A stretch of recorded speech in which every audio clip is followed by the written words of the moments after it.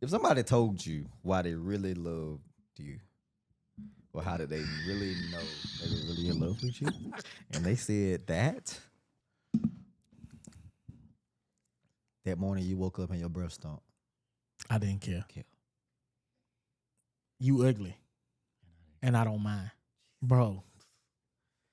Ooh, Jesus. Ooh, I thank God that He loves me. And he don't mind. He does not. Oh, you are behind. Yes. Jesus Christ. He does not. He don't mind. Shawty, I don't mind. We can't even sing that. All right. What we doing? Oh, I'm ready. Let's go. I'm hyped. All right. Let's get it. Are we going? Josh, you ready? All right, here we go. 5. Oh. You relax. Yeah. Who got it? You got it. All right, I got it. Mm-hmm. All right. 3, 2. What's up, family? We're back with another episode of Another Avenue, the podcast where we practically and intentionally engage the art of yielding because it's God's word. Ooh, jeez. We right here with you. We right here with you. Wow. We are right here with you. We are right here with you. I promise. We promise. We're right here with you. All right, we gonna try that again. My Lord, man. Dang. I was rolling too. Like that was so good. It was good. It was good.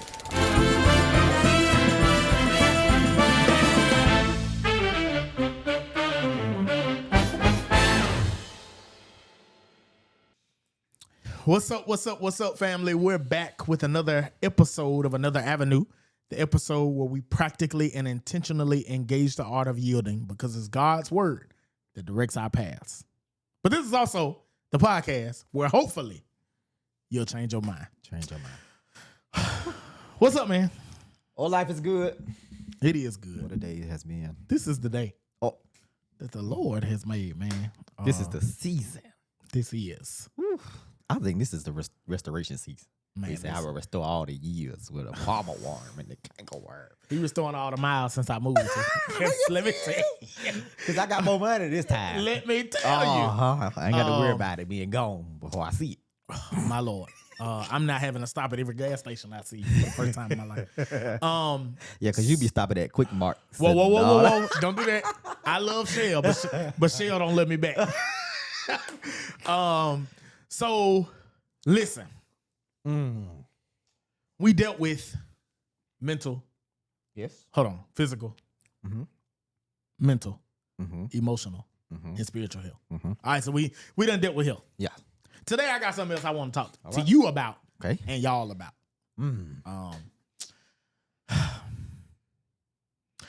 Upward mobility and its spiritual ramifications. Jesus. Because we out here climbing. Up the ladder. What my Savior is. Lives, is, one of them. Lives. Lives, One of them. one of them. Whatever they said. All right, so the point is, we're out here climbing, right? So we're trying to go higher. We're getting degrees. We're getting jobs. We're being elevated. God is blessing us abundantly, right? And I'm not really just talking about us. I'm talking about you. Yeah. Yes. Right? But what does that do? What are the spiritual ramifications of this upward mobility that the Lord has blessed us with? By ramifications, here's what I mean. Like, what does that do to us? How does it change us? Jesus. Well, on one side, Right? I believe there are at least two sides to It this. must be two sides. On one side, I believe some of us get nicer as we get blessed. We've been working hard to try to get to a certain place in life. Maybe we came from the slums, or maybe we came from people who had it. They just weren't sharing. So we finally get our own, and then we like, I don't want to deal with that. I don't want to be that. Let me be what I needed in that season of my life. And we get nicer to people. We're more benevolent. I'm I'm right here with you. I'm not leaving. I promise. Oh, thank you. Oh, that was a struggle, Jesus. Oh, my Lord. Yeah, more benevolent. And it shows, in how we give. We see people who are blessed beyond measure, and they're always giving. And it's not a trust fund that is coming from. No, it's coming from their treasury, right? So I believe on one side, we get nicer. We are much more calm, chill, wonderful people to be around. Okay. Yes. All right. And in worship, these are your people who some people would say something got to be wrong with them because why they worshiping like that? Why their hands lifted? Tears falling. Yeah. But it's because they acknowledge, well, I believe that they acknowledge that God is the source and the strength of my life. He moves all pain. Misery and strife. Promise to keep. Never to leave me. Never ever. Come short of his word. And their life is a living testimony of that reality. So therefore, they live out the true meaning of what it is they prayed for. They didn't forget God when they got what they prayed for. But there's another side. Okay, hold on. But before we get there, I want to sit with this.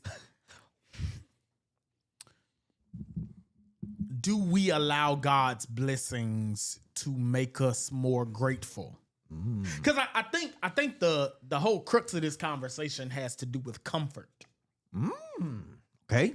Because Black theology, especially in the West, especially in the South, centers on or hinges on struggle. It does. You ain't Christian. You ain't with God if you ain't going through that. Because apparently God can't be completely good to you. God got to give you some kind of struggle. Ooh, and so I think the wrestling point, I hope this is relevant for y'all. Like what I'm kind of hitting at is, do we think about how blessing should soften us? Should soften our heart toward God and for God. And I think that's what you were describing. Like, in recognition and remembrance of what God has done and what God is doing and the places I am that I never thought I'd be. And while I'm striving, I still have to pause and remember that, man, I'm here. I'm here. And so I guess I want to ask our viewers tonight, do you remember?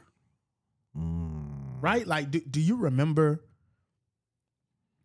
Jesus what the Lord has done for you? Whew.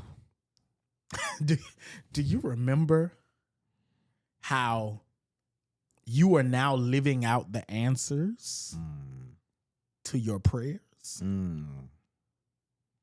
Because what's so funny to me is I think, and here's going to lead us to the other half, right? The other side. Is for some strange reason, and this has to be like, this is something that needs to be studied. Okay. Why is it that the better things get, that the gratitude doesn't last as long? Jesus. And is it that we just take it for granted? Is that what? At base level. Yes. Is that an oversimplification though? Like, or is it just because it's become regular? I think that's also taking it for granted. I mean, you got me there. Yeah. Because when you broke and somebody buys your lunch, that lunch mean the world. Listen. But when you got money in your bank account and you've been blessed and somebody buy your lunch, it's like, you ain't had to do that. Right? Like, you know what I'm saying? Like, it's a difference. It is a difference. The gratitude loses its savor. Woo. Maybe it's because we got it. And we ain't at that moment thinking about who gave it. Or who sent it. Who sent it? So I think in order for the blessings to soften us, we can never forget, conveniently or subconsciously, unconsciously, we can never forget how we got what we have. Jesus Christ. Because it's only by the grace of God. So I guess my question, before we get to the other side, my question is, where is the line where we start thinking that we did it? I would argue just after a good 3 times where we didn't have to ask nobody. Because the first time we like, oh, I done did it. But I don't know how I got here. Let's try to figure this out. See if I can be consistent. Okay, we do it again and it's like, do you realize that I did that? And I just did it again. But by that 3rd time, it's like, hey, we here. I do this. Oh, yeah. I ain't new to this. I'm true to this.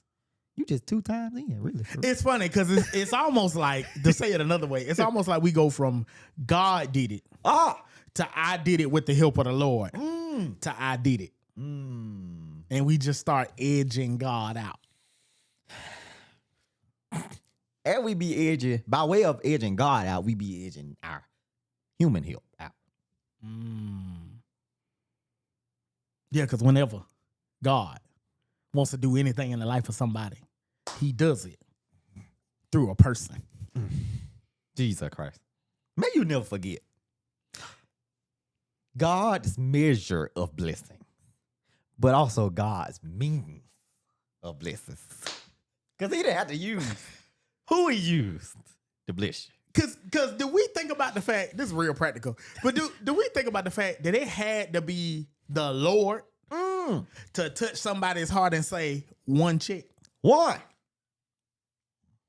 Because you know at black functions, black meals, black dinner, that's the most awkward time. Everybody be having a good time until the waiter comes back and says, so how we splitting the bill? How we splitting the bill?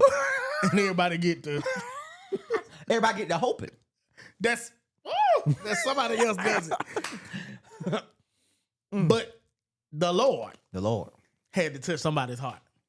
Say 1 check. To say 1 check. Because that's what he did at Calvary. That's what he did at Calvary. Because all of us had a bill. And Jesus said, 1 check. This great preacher, pastor from Louisiana, preached the 7 last sayings, and he titled it, Check Please. that Jesus came and asked. Yes, sir. You ain't got to ask us how we split it. I'm gonna just tell you. Give me the check. It's on me today. And may we never lose the humility that comes with somebody saying, I got you. Cause every time that happens, that's a picture of Calvary. Every time I got a debt I don't have to pay, we ought to think about the cross. Every time. Every time. Every time there's a burden to bear and somebody else chooses to handle it, that's a picture of Calvary. Which also means it can't always be somebody doing it for you. Because it's also our Christian responsibility to live out the true meaning of Calvary if we want to be like Jesus. Somebody needs us to say, I got you. Jesus. So, because this is good. The blessings softening us with a more tender heart toward God. Yes. Should also be a factor of maturation where we desire to become like God. Yeah. Since God has equipped us to be like him. Oh, yes. Because when he gives you more than what you need, you have now been equipped to be like him. Because all of what you need ain't for investment. Sometimes. Well, most times, daily. It ought to be for generosity. Because those who store up treasures on earth, you need to store up your treasures in heaven. Invest in people. Oh man, this I did not know this was about to happen to me today. But think about it, man. Like you and I have a responsibility now, not just us, but us, right? We have a responsibility to become like the one we're grateful for. And that's a heavy task. Oh, yes. To remember how I got what I got and let that make my heart tender toward people who used to be in my situation. I think we've been talking real tangible. So I had a conversation with a family member yesterday, as a matter of fact. And the family member was having a work quarrel with a fellow employee. And this family member used to be this kind of person. Yes. Yeah, they used to be the problem on the team. But because of a gracious boss and time, they've become elite. Well, they become better. Now God is calling them to be a leader because God gave them a used to be them. And I had to help them realize that now's your chance. Because God let people put up with you for your maturation and development. And now you have the responsibility to be for them what others were for you. And I think that's where the breakdown of Christian discipleship and maturation occurs. Because it's only vocalized in the black community. I got mine, you get yours. And no. No. That's that. What's the point of your experience if I'm supposed to just figure it out? Right. And I think that I think that is the pain. I had to catch myself. I think that's the pain of I think that's what perpetuates the cycle of poverty in our community. Is that when people get it, they depart. And because they depart, they want no connection to the people who haven't gone down the road they've made it down yet. Now, that doesn't mean that all of our people aren't, because we know some people in 15 who their whole business is about taking younger people or other people, putting them on, teaching them the trade, and then sending them out to start their own so that they can do the same thing for other people. And that's a beautiful picture. Absolutely. But I think that we have to remember that grace and mercy cost on the back end. This is the part we had no plan we would end up here. It costs on the back end. You got it for free. Now you got to spend the rest of your life. There was a Western I heard a preacher use, and I stole it and used it too. I ain't gonna lie. Brother, I don't remember who you are, but you bless me. It was a Western. And one of the guys, I'm paraphrasing, one of the guys was about to get shot. But the character shot the person that was about to shoot him. And when he turned around and realized that his life had been saved, he looked at him and told him, "Thank you." He said, what do I owe you? He said, your life.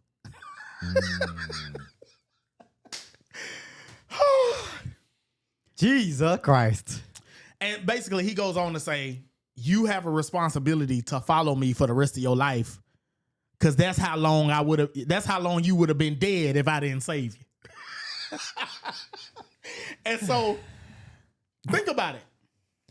Now we have a debt, but it's not a sin debt. Oh no. Now we have a grace and mercy debt that we have to spend giving out, paying back because of what we have already received, which is why our good works don't save us. Oh no. But because we have been saved, we engage in good works. I believe it was Peter who walked with Jesus, ultimately denies Jesus, and then Jesus, when he gets up, says, go tell my disciples and Peter. And then Peter gets voluntold to be the preacher on the day of Pentecost. Yes, he does. And then Peter goes throughout the rest of his life preaching to people he ain't really like sometimes. And he went because he was still a racist in Acts chapter 10. He was still a racist. Peter, the preacher, a racist. And he had a grace and mercy debt because you denied Jesus and he brought you back. Now you denying Jesus his people, and he keep letting you preach to them. And he let you preach to them long enough that you stick with his word so long. You work that racism out of you. It's like wringing a wet towel. Yeah. And he was patient with Peter. And may God be patient with us. Well, I think we also see this picture in the Old Testament with David. Yes. Right after the Bathsheba scandal. Jesus. Right. And God sends the prophet by the name of Nathan. Yes. And Nathan confronts him and says, let me tell you a little story. There was a man who had one little lamb. That's all he had. One little lamb. And then there was a rich man who had all these lambs. And he decided, since he had a guest coming, to go and take that man's lamb and sacrifice that lamb and do all of that kind of stuff. And David heard the story and became enraged. And David, he said, well, what do you think needs to happen to this man? And David said he needs to repay this sin fourfold, his greedy self.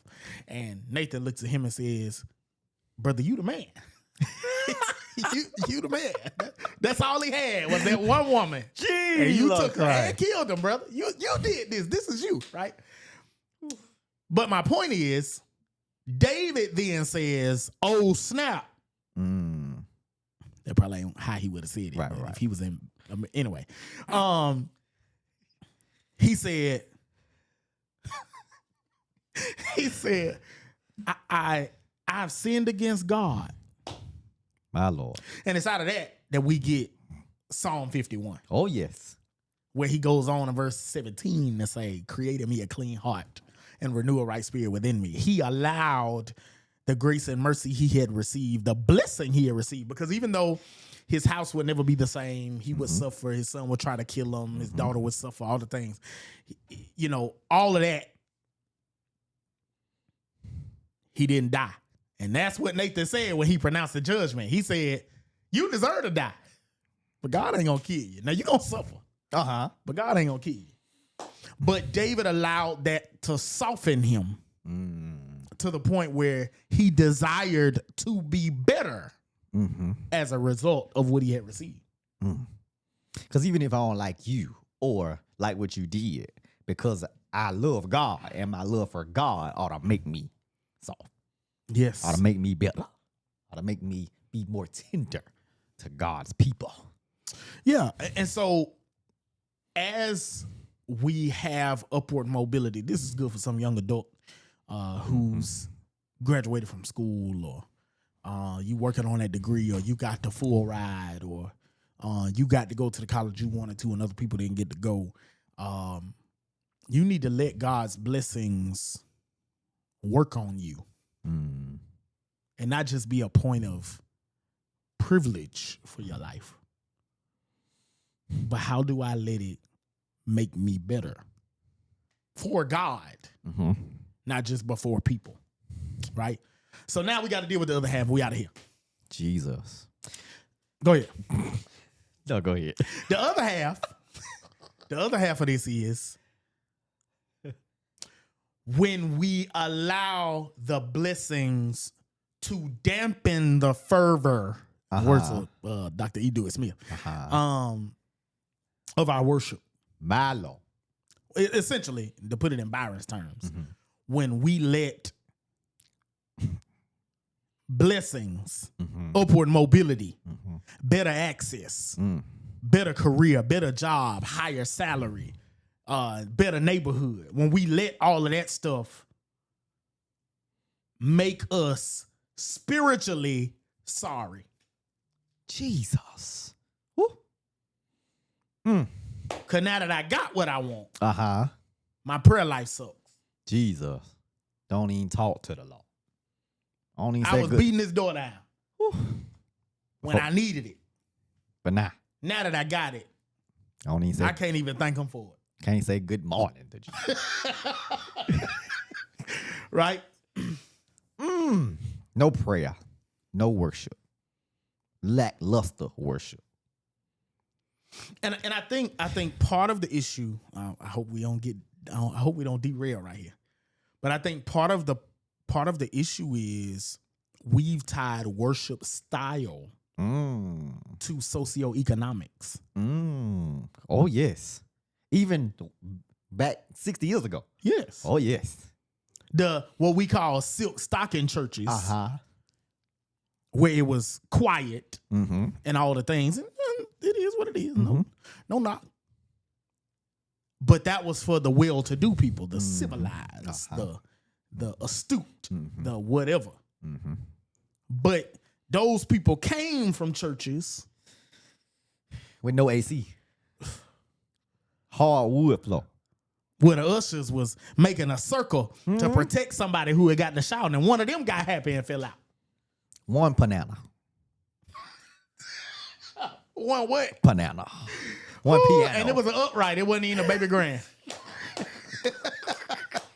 A banana, electric guitar, and a drummer. If they had the electric guitar. If they had the electric. And if the pastor let them have drums. Jesus Christ. Just in there, ding, ding, ding, ding, ding. That's all you hear. Clapping in. Right, yes. Woo. With the robes on. With the flies. Ooh. Right? Wonders up. You hear me? And so think about it. Like, may we never get so blessed that we don't yearn for God.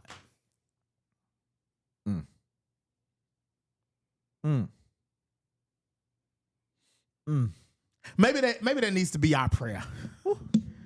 Lord, don't ever let me get so blessed that I pity pat you. May like it me. Act like I did it. I got myself here. I did it. I go to work. I earn that money. I saved to buy that.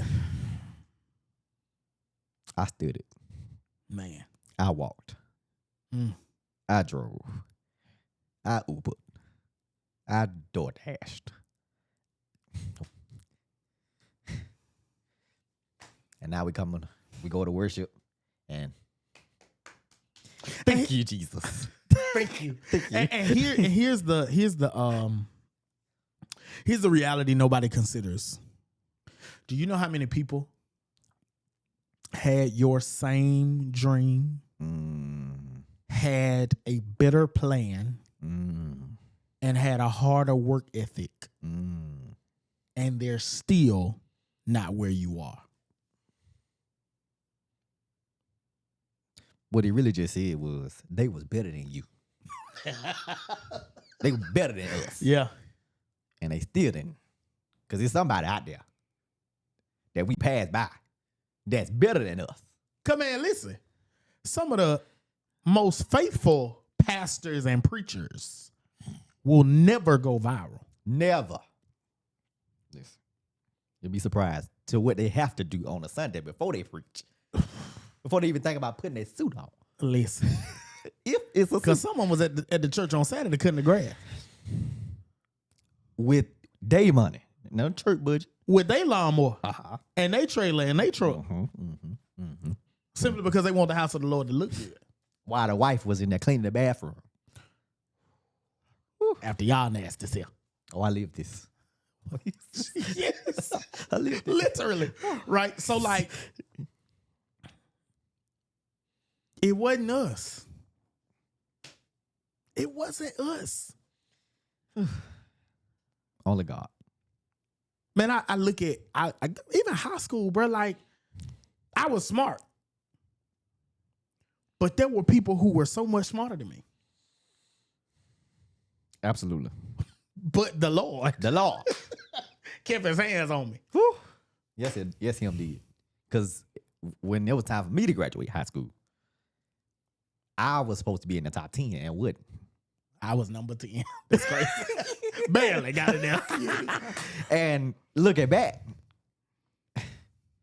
all them people that was, look at some of them ain't living. Only God. And so you know what it makes me start doing? Because I'm about to push this and run down the hallway. You know what it makes you start doing? It makes you start looking back at all the things in your life that either did go right, that you didn't do, or didn't go right, that you wanted to happen. And it makes you realize it wasn't me. It wasn't me. It wasn't me. Because even some of the things that in my human view were bad decisions put me in position to be exactly where God wanted me to be. One of the greatest pictures of this is when preachers get that one sermon and it slapped that first time. I know exactly what you're talking about. And then you try to take that sermon to another church. Because it slapped. And then you get it there and it don't slap. It wasn't you. It wasn't you. And it, not to say that that's a bad sermon. It could still be a great sermon. Because if God don't breathe on it. If he don't breathe on it. People like to say that we would be nothing if God didn't make us from the dust of the earth. That's cool. But if God didn't breathe life into that which he made from the dust of the earth, we would just be made dust. Bro. Like, I literally think about how we play God. At least think we playing God. Because we do all that praying and crying and all that, Lord, do it for me and all that kind of stuff. And then he do it. And we the 9 lepers. Jesus. Because there's a story in the Gospels of these Jesus encountering these 10 lepers. 10. And Jesus tells them, he don't heal them immediately. He actually tells them, go and show yourself to the priest. Because the priest was the gatekeeper for society. So if he give you the pass to say you're healed, then you're good. And the Bible says, as they went, they were healed. Right? But one. This the shout. But one of them, it's 10 people who received the healing from Jesus. 10, Reverend. 10. That means we got a 10% chance. Let me finish the story. 10 people got healed. 9 went to the priest. 1 came back to Jesus, fell down and said, thank you. You know, that's a good country revival text. Thank you. Thank you. I can't even say one thing to that. Thank you. Right?